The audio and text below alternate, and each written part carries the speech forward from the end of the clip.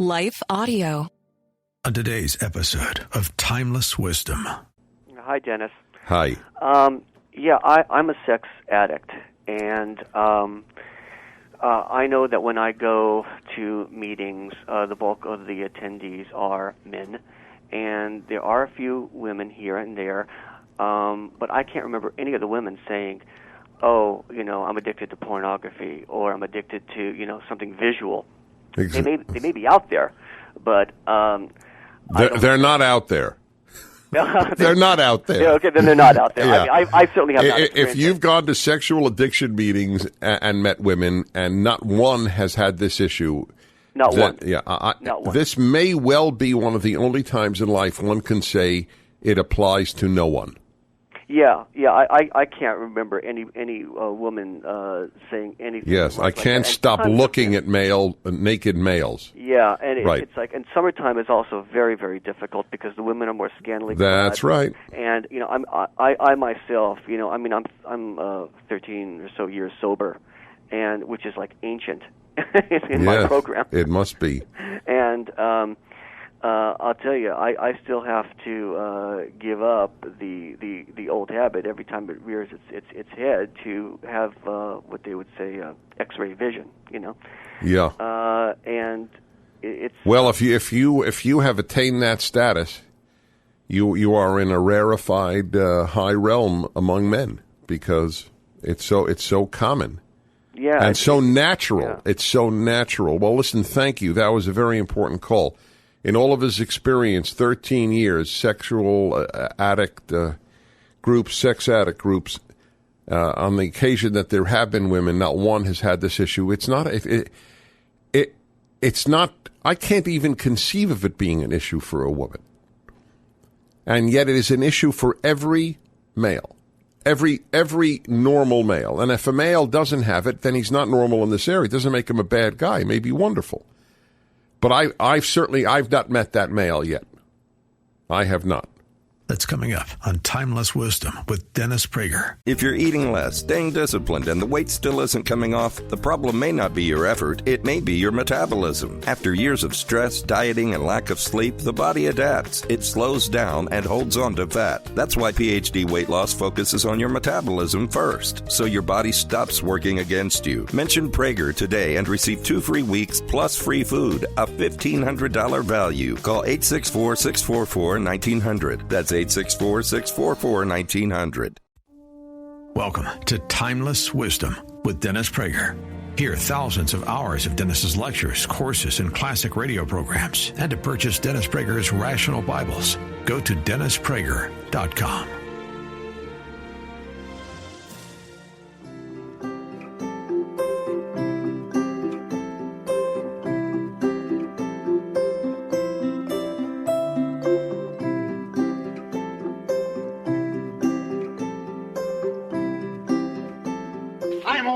I like two sexes. Yeah, and another thing, all of a sudden I don't like being married to what is known as a new woman. I want a wife, not a competitor. Competitor. Talk about a bit, this crying in the morning thing, this depression, let's get that fixed. That's what men think, isn't it? What? Unless you've got the answer, unless you can say, oh, I know this bloke in the Essex Road who could fix that, then there's no point bothering. How do you rate women so well? I think of a man, and I take away reason and accountability. I love him, and I don't care what you think. I love him for the man he wants to be, and I love him for the man that he almost is. What do people have rows about? Money, sex, money. He wants, she doesn't want. She wants, he doesn't want. Women have always been a big problem to me, Dr. Fussbend. Are you listening, Doctor? Yes. Go on. Go on is exactly what we'll do. Hi, everybody. Dennis Prager, the male-female hour. Every week, this hour on this day is devoted to the subject of men and women. I call it male-female hour, though not man-woman hour, for a whole host of reasons, because it goes even beyond just man and woman to the very natures of the male and the female. Hi, everybody. Again, this is Dennis Prager, and the feedback that I get is so positive, is so of the variety of you've turned around our marriage. I get that so often. I'd like to just make those letters available for people to see. And if I had the time and staff, I would. This is very important for me to share with you others' reactions here. Now, I have to give a slight warning. Sometimes it's a complete warning. Sometimes I tell you just the following is not for little kids.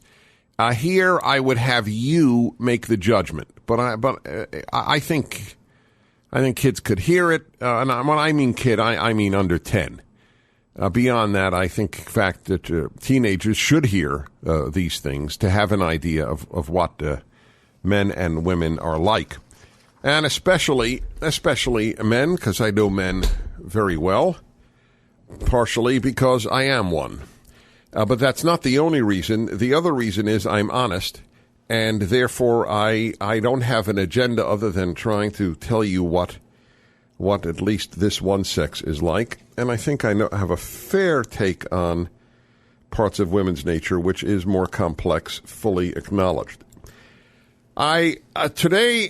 Today's topic is the power of the visual for men. Something that has virtually no counterpart in women's reaction to men. The power of the visual is something that a woman can know and know well, and it is to her credit if she knows. But my half of my audience who are female, I want you to know, in your most profound and sensitive and aware moments, you can't really understand. It's not possible. It's not your fault. It's like asking me to understand what giving birth is like. I can appreciate the fact, but I can't imagine something in me beyond food. I just can't. Giving birth. I mean, there are many things I can't imagine that women experience. But this is even more. I must say I think men might be able to even relate to giving birth better than a woman can relate to the power of the visual in stimulating men. Because there's no analog to women. And women, and you're free to call in and argue with me. I have gone through this my entire... What are you talking about, Dennis? You have no idea. We just hide it. You have no idea how good-looking men turn us on. I have an idea, and it isn't comparable. And I'll prove it to you. And if I don't prove it to you by the end of this hour, you let me know. You will send me an email and tell me why I didn't prove. And I don't mean make a good case. I mean prove. Because the data, the common sense on this are so obvious that I believe it's proof. And I'll begin with a news item. Playgirl has gone out of business. Magazine founded in the 70s in the heyday of ignorance. Since the Dark Ages, it was the second Dark Ages, the late 60s and 70s, in terms of human ignorance, except in the Dark Ages they had an excuse. They were, after all, the Dark Ages. There was no excuse in the 70s for the amount of self-imposed ignorance that the baby boomer generation and fellow travelers induced upon themselves and upon the country. One of them was women want to look at men's bodies as much as men want to look at women's bodies. So we will make a magazine, and we will have scantily clad men in the pages of Playgirl, obviously a takeoff on the word Playboy. Playboy had already become somewhat of a national institution with its semi-naked at the time, fully naked at this time, women in the magazine. And so the geniuses who came up with this idea said, oh, we're going to make a killing. Now that women are liberated to act on their natures, if men have always felt liberated to act on their natures, we will produce a magazine where women can look at men unclothed. Well, what happened was the first issue and second issue, out of curiosity, people bought. And I mean people, I didn't even say women. Women bought, men bought, gays bought, Everybody bought. They were curious. Then, very gradually, it became a non-issue. And I remember I've been broadcasting since the 80s. And I remember announcing on the radio that I would interview newsstand proprietors. And I would just ask, I would even say, I'm a reporter or whatever, I'm in journalism, whatever I would say. I would introduce myself as not just another customer, but someone doing a survey. So, sir, could you tell me who buy Playgirl? And the answer was always the same, mostly gay men. Playgirl has been one of my proofs. There are so many proofs. I mean, for those of you who need proof, it's so sad. Yeah, I can only say you probably went to graduate school. There is no other possible explanation for why anybody would need proof that men are stimulated by the visual infinitely more than women are. There is no comparison, none whatsoever. And I will give you proof after proof, but I begin with the news item of Playgirl that women didn't buy. Now I get the excuse, well, women are self-conscious. Women are self-conscious, cracks me up. They don't want to be seen. Well, they don't have to be seen. You could buy it at a newsstand, and just stick it in a brown wrapper the way guys do. Guys don't walk around with Penthouse hanging out of their attaché case. Or you could subscribe under some pseudonym. I mean, please, come on, folks. If women or women could look at the men on the internet the way men look at females on the internet, but they don't. The billion, or I don't know what number there is on pornography, the billions of dollars that are spent around the world are spent by men. And here is proof number 2 in case the first one didn't work for you. Proof number 2, gays. Homosexuals are the proof of this better than anything that I can conjure up. Gay men are as turned on by male bodies as heterosexual men are by looking. I'm talking just looking, not touching, not anything, just looking at female bodies. That's my proof. For those who say, well, it's societally induced, Playboy induced, making women sex objects to men, it's unbelievable. Again, you had to go to college to say something so foolish. You mean prior to Playboy, men didn't look at women that way? That way? Gay men look at men the same way as straight men look at women. Because the visual turns men on. There is no analog in women. That doesn't mean that a woman who may find man X a turn on looking at him. Of course that is possible. But not men. A man, this man, that man, maybe that actor, maybe the man she's dating, etc. This plays havoc with the sexes. It does. I'm not proud of this. I'm describing reality. The visual, the power of the visual. Even disembodied. I don't mean cut off like Hannibal Lecter. But I'll explain what I mean and take your calls at 1-8-PRAGER-776, the male-female hour on the Dennis Prager Show. This episode of Timeless Wisdom will continue right after this. Who helps America go farther, fly higher, dream even bigger? People do. Since 1879, our people have been more than a source of energy. They've been a source of progress. Today, that same progress is helping deliver record U.S. energy production, fueling the workers, the makers, the boundary pushers, and risk takers who spark the breakthroughs that move America forward. Learn more about what our people do at Chevron.com/USA 250. Now, back to more of Dennis Prager's Timeless Wisdom.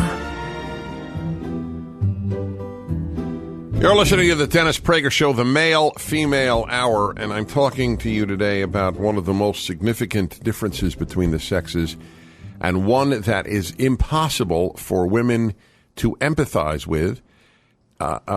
is no flaw whatsoever. And the flaw may well be in men, but the issue isn't flaw anyway.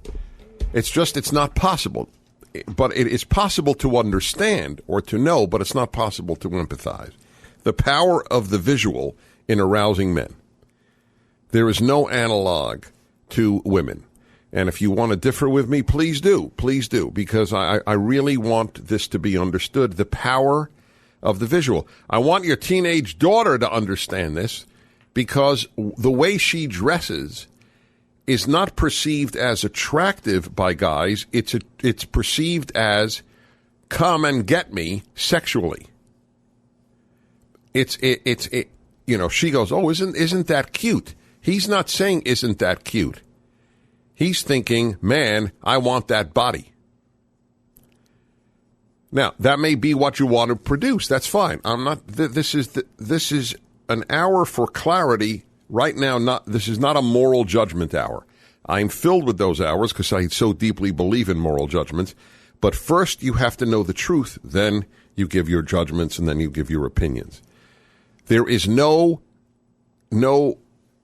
comparison. That is why, and that is why it's amazing to women, and it should be. If I were a woman, I would find this utterly inexplicable. You just stare at a thigh and get turned on? You don't even see the rest of the woman? You don't even talk to her? Nothing? A picture of a leg? Yes, that's correct. A picture of a leg. And your husband won't tell you these things. If husbands told their wives all these things, I would not have the male-female hour. And I would not be writing my book on men and their sexual natures, because it would be unnecessary. The power of the visual, that's the reason for pornography. That is the reason that there is no analog of women signing up on websites to check out men's legs. Right? The idea is absurd. And my proof, one of the many, is that gay men have the same reaction to men's bodies. A male leg turns out a male homosexual. Female leg, looking, not even just touching, looking. 1-8-PRAGER-776. 1-8-PRAGER 776. Reseda, California. David. Hello, David. Thank you for calling. Hi, Dennis.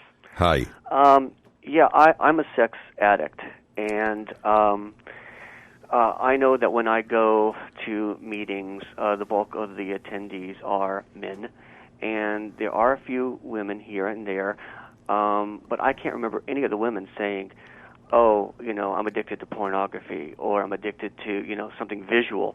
They may be out there, but they're not out there. They're not out there. Yeah, okay, then they're not out there. Yeah. I certainly have not. If you've gone to sexual addiction meetings and met women, and not one has had this issue, not one. Not one. This may well be one of the only times in life one can say it applies to no one.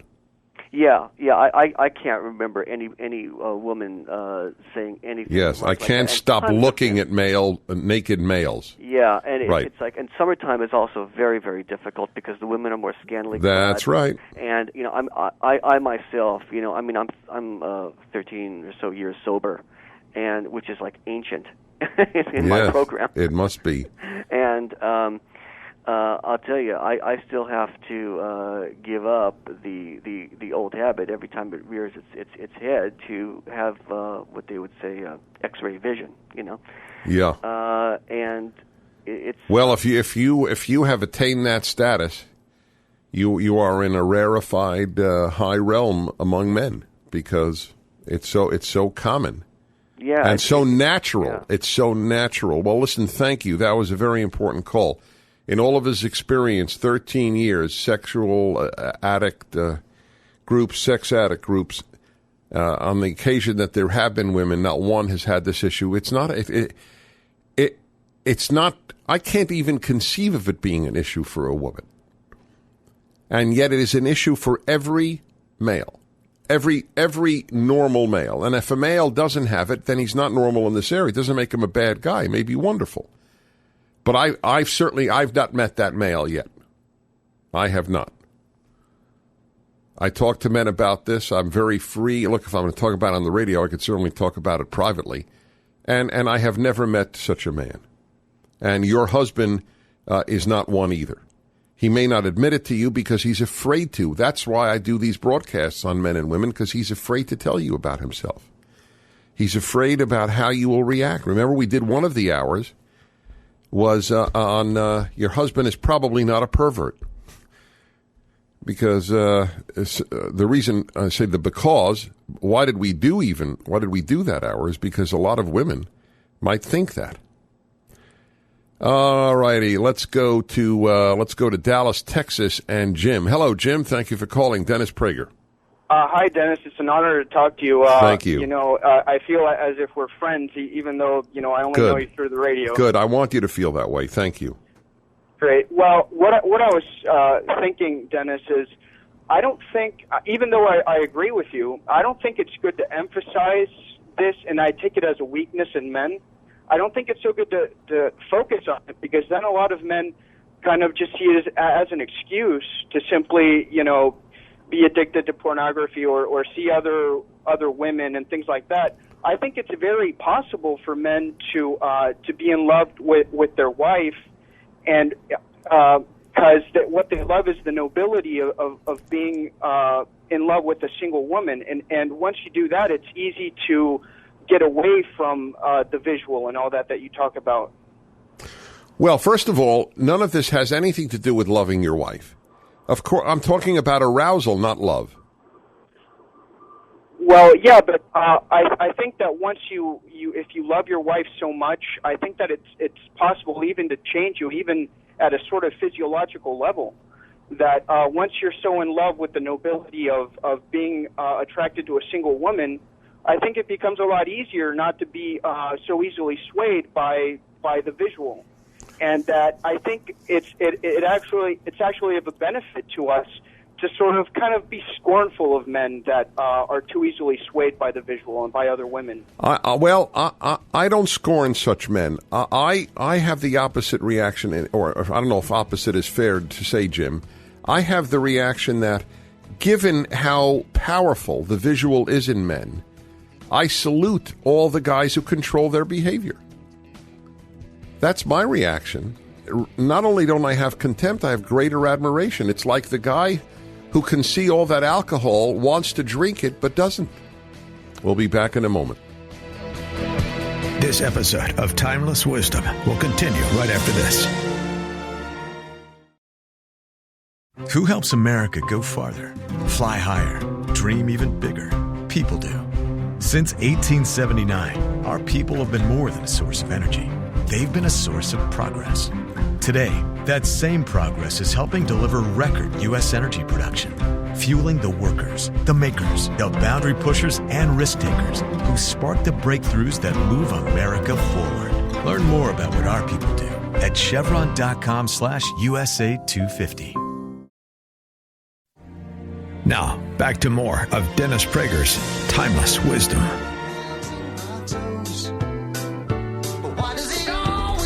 Prager it is. I'm Dennis Prager. This is the male-female hour.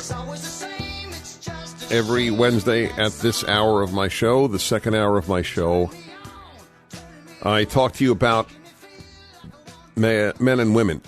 And today's subject, tied for first in importance with so many others, is something that has no analogous truth among women. There's no analogy. And that is the power of sight to stimulate. It does not exist with women as it does with men. That doesn't mean that the man that a woman loves will not arouse her, even excite her, just by seeing him. But that is the man she loves or the man she wants. It's a man. But if you put before any woman on earth 25 pictures of nice male legs, she would be happier to look at 25 tables. Table legs would interest her more. But not men. and just the legs, just the tummy, just the breast, just the back, just the shoulders, just the arms. I mean, it's almost inconceivable to a woman, and it is inconceivable. It's one of those facts that a woman can know but not understand. It's not her fault. It's like asking me to understand how an orangutan thinks, and I can't. It's just the way it is. But it's important to know this. And again, on my last call, there were two objections. Well, a man who really loves his wife, who's a young man, 24-year-old man from Dallas, and I thank you again for the call. And he said, well, you know, a man who really loves his wife and respects her and adores her, then this won't play as much a role. But that's not true. One has nothing to do with the other. The man isn't loving these women with their legs. He's just being aroused by them, stimulated by them. Now, and then he said, well, you're just giving men a green light to look at pornography. One has nothing to do with the other again. I'm talking about male nature. I'm not talking about what we should do with our nature. My whole point in life is that life is a battle with our human nature. The subtitle of my book on happiness is A Human Nature Repair Manual. Men know from the earliest age we have to battle our nature, or we'll be in jail. The big problem today is that we don't teach our girls to battle their natures. That's the big problem. And Alan, let's put that down for a subject if we haven't done that. I know we may have done it on a regular hour. I don't know if I did it on a male-female hour. Teaching girls to battle their natures like we teach boys to battle their natures. All righty, let's go to Philadelphia, Pennsylvania. Chris. Hi, Chris. Dennis Prager. Hello, Dennis. Thanks for taking my call. Thank you. Yeah, I completely agree with you that men are totally visual more than women. My father gave me a great idea to live by, that men love with their eyes and women love with their ears. Love might be a strong word, but it's totally the truth. A man will find a woman attractive just by looks. A woman will find a man attractive by talking to him. That's right. A man's voice is a very powerful arousal mechanism. That is exactly right. For men, it's, you know, how does she look? You know, he'll deal with any voice. No, that's just the way it is. But you're right. The ear is more powerful. And one might argue here that women are aroused. Their method of being attracted to men is deeper than men's animal or superficial-like way. That one can argue that. I'm not making a case for men. I'm not making a case for women. I'm not making a case for superior. Women have their own superficial forms of being attracted to men, like money. All right? So the sexes are quite balanced in flaws and strengths.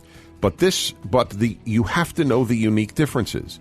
And for those of you who missed it, gay men are my proof, because they see male bodies, and aroused by male bodies the way men are aroused by seeing female bodies. Hi, Dennis. My name is Nick. I live in Westwood, New Jersey, and I just want to wish you well. I know you've had an ordeal to deal with the last year plus now with what happened to you with your fall.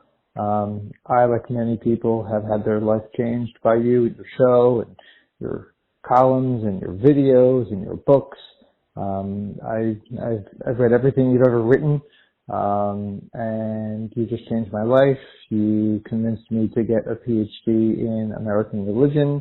I went from atheist to back to Catholic. I went from liberal to conservative. I have successfully converted God knows how many people and my family over to our cause. And I just really appreciate everything you've done for me. And there are millions, if not tens of millions of people like me, most of whom will not call, but just know how much good you've done in this world. So I wish you well, and I look forward to continuing to indulge in your timeless wisdom. Thank you so much from the bottom of my heart. Are you enjoying Timeless Wisdom? We'd love to hear from you. Call 877-243-7776 and leave a review, share your thoughts, or just even an encouraging word for Dennis. Your voicemail might just make it on the show. That's 877-243-7776. That's 877-243-7776. Thanks for listening and for your support.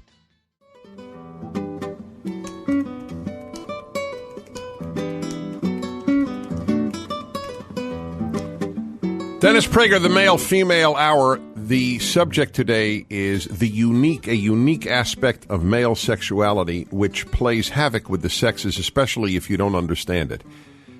And even if you do understand it, please understand that this is a battle every man fights every day, gay or straight. The visual is stimulating. That's why there are parts of the world that cover women from head to toe. To say that I oppose that is like saying that I oppose kidnapping. I mean, of course I oppose it. I find it utterly and thoroughly dehumanizing. Men simply have to learn to control themselves. There has to be a middle road, however, between the microskirt on the one hand and the chador on the other. There has to be a middle road where the woman is not covered like she is an invisible being in a potato sack. And on the other hand, is not revealing just about everything. So, but that we'll talk about. Alan, put that down. That's another day. We'll talk about women's clothing. I think we'll have a male-female hour just on that. The question of modesty, which is almost a dirty word today in our hyper-sexual and hyper-sophisticated civilization. But it is a battle that every man fights, every gay man fights. That's why it's very hard for gay men to stay in a relationship. It's no condemnation of them.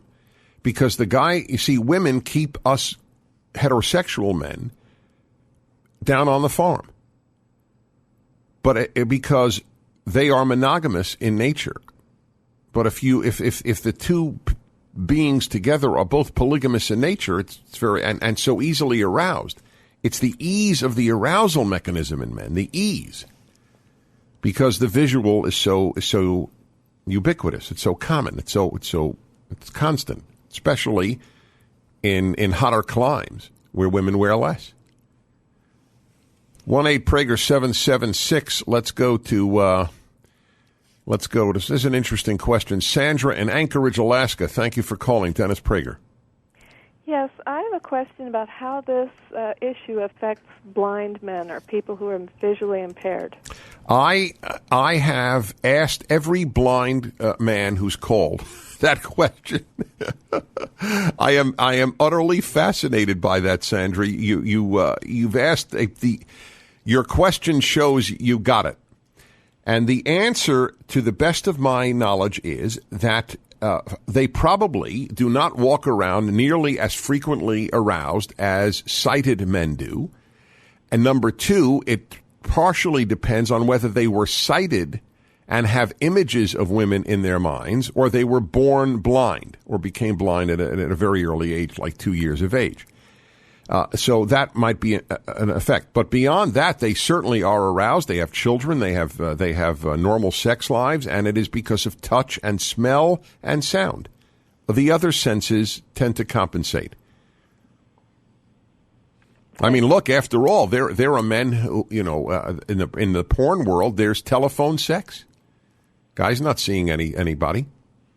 That's true. Okay?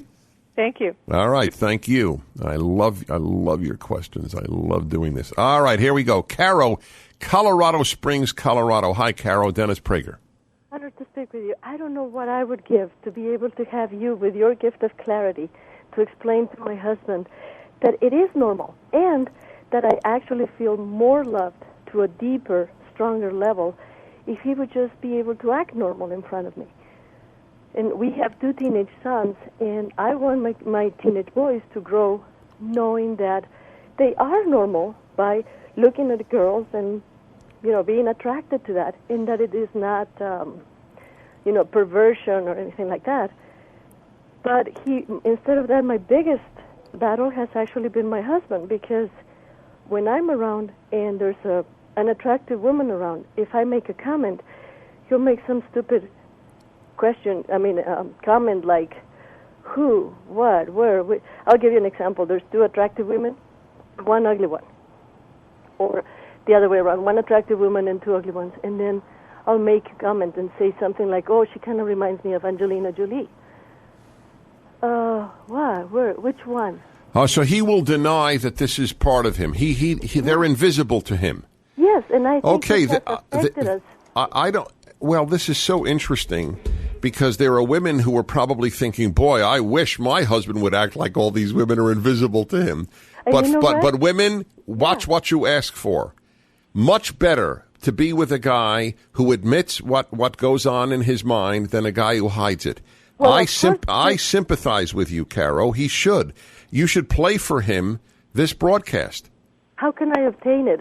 Oh, just go to DennisPrager.com and you could subscribe to download. You can go to Prager Radio and you get a podcast of it.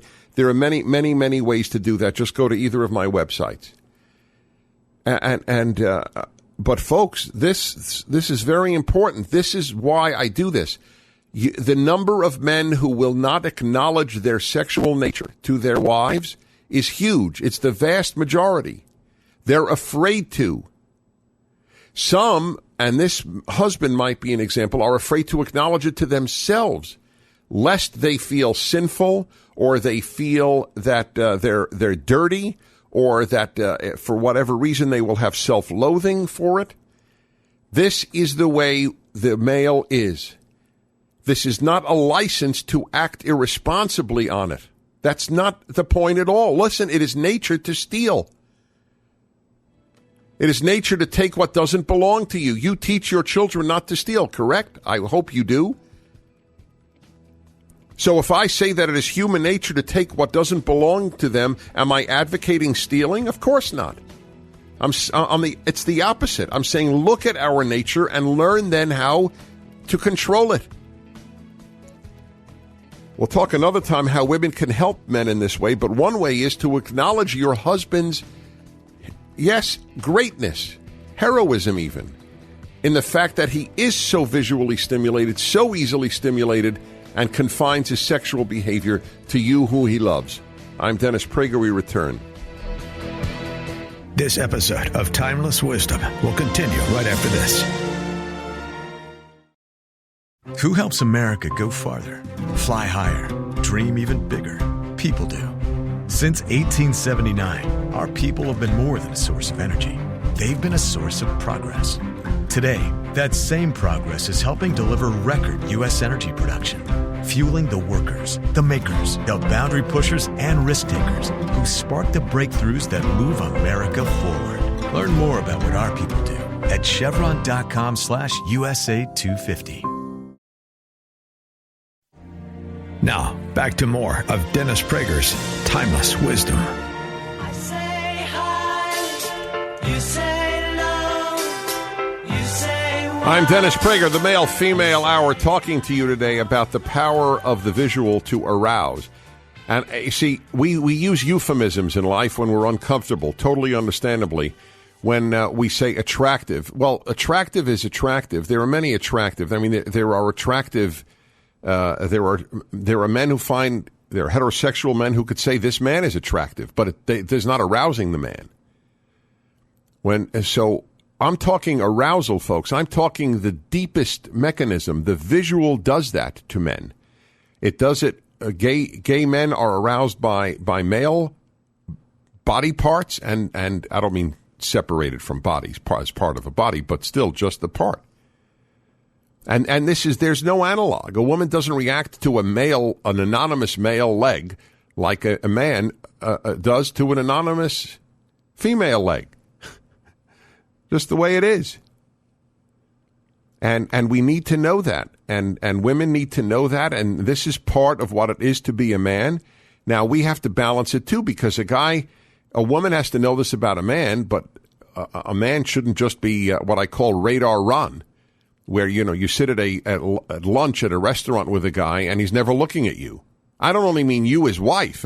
I mean me, his male business, companion for lunch. And the guy's head is just swiveling the entire time. It's one thing to notice, and it's, you know, and it's another thing to that's all you do. By the way, if you can't stop yourself, guys, I've always said this: take a chair that is facing a wall. That's all. Sit at a table where you face the wall. Then you know, out of sight, out of mind. Then you can actually concentrate on the woman you're with, or for that matter, on the man in the business you want to talk to. Okay? There's so many good. Jerry in L.A. wants to know, are older men as visual as younger men? Yes, in fact. As my father, who was 90, says, he expects that his coffin will be a couple of inches open on top so he could check out the women at his funeral. All right? All right? And he talks that way at 90. So I come from a good pedigree of a healthy understanding. Married 67 years, if I'm not mistaken. Tomorrow on Timeless Wisdom with Dennis Prager. I don't know if there is anybody who has a financial anything named after him that is as famous or infamous as Ponzi. Even Capone didn't get a submachine gun named after him. That's right. Yes. I mean, when you think, I cannot think of a parallel. This Ponzi fascinates. I guess I don't think he fascinates people. They don't even think of him. When, in fact, I didn't know it was named after a guy. So I assume that I'm in the majority in that way. We all heard of the scheme, absolutely, but we don't know the guy. It's funny. I think you were right when you said 98.423% had heard of Ponzi schemes. I think the other half of that equation is that 1.577 actually knew about Charles Ponzi. Oh, right. And you're one of them. Why did you write this book? For that very reason. You know, I was a journalist for a long time at the Boston Globe, and to tell stories that people didn't know has always been a passion of mine. And the fact that there was this Charles Ponzi, I was a banking reporter in Boston when banks were failing left and right, and someone said to me, out of the blue, you know, banks haven't failed like this since the days of Ponzi. And when I heard Ponzi, like in the scheme, and I said, yeah, he was a Boston guy. And it sent me down the path. Join us tomorrow to hear more on Timeless Wisdom with Dennis Prager. Visit DennisPrager.com for thousands of hours of Dennis's lectures, courses, and classic radio programs, and to purchase Dennis Prager's Rational Bibles. We want to take just a second to thank the team at Life Audio for their partnership with us on the podcast. Go to lifeaudio.com to find dozens of other faith-centered podcasts in their network, including shows about prayer, Bible study, parenting, and more. If you're eating less, staying disciplined, and the weight still isn't coming off, the problem may not be your effort, it may be your metabolism. After years of stress, dieting, and lack of sleep, the body adapts. It slows down and holds on to fat. That's why PhD Weight Loss focuses on your metabolism first, so your body stops working against you. Mention Prager today and receive 2 free weeks plus free food, a $1,500 value. Call 864-644-1900. That's 864-644-1900.